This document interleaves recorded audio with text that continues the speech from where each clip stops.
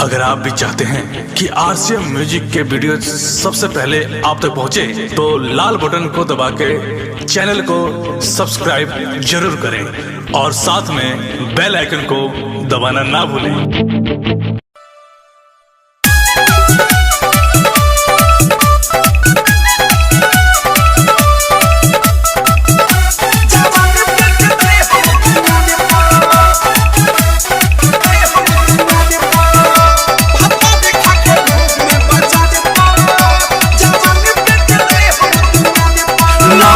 महीना से छाने के बेचनी नई हर के चौक पर विदा करा के ले जाई है तब रहब न भतक बउक पर।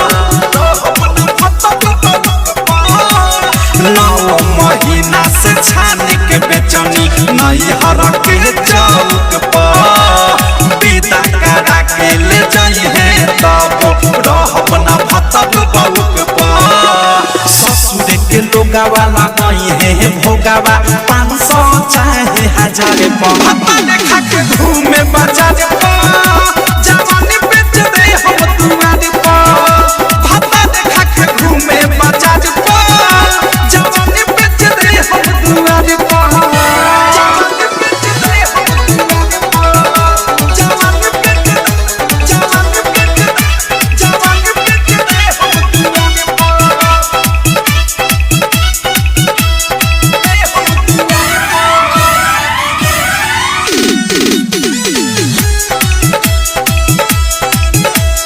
बटुए हीरा कहू कमाए न धमाए घरवे में बैठल बैठल देर छिपा खाए।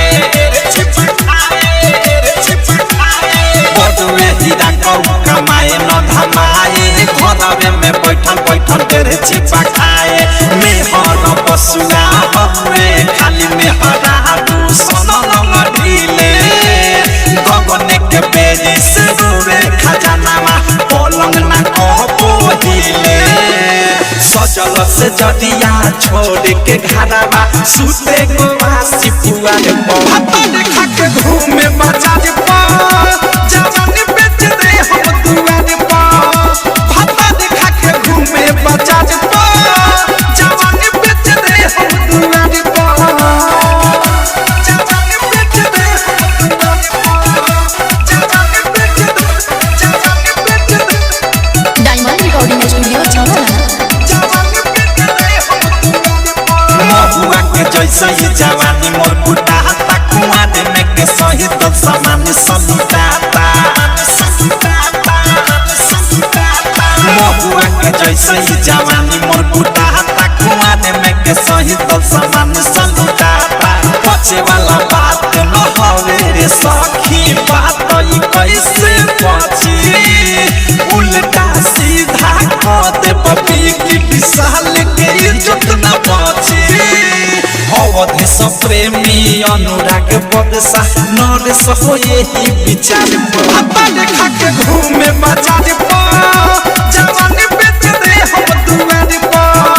भत्ता देखा के घूमे बाजार पर जवानी बेच दे हम दुआर पर। 9 महीना से छानी के बेचनी नई हर के चौक पर विदा करा के ले जाई है तब रहब न भतक बउक पर। ससुर के लोगावा लगाई है भोगावा 500 चाहे 1000 पर। भत्ता देखा के घूमे बाजार पर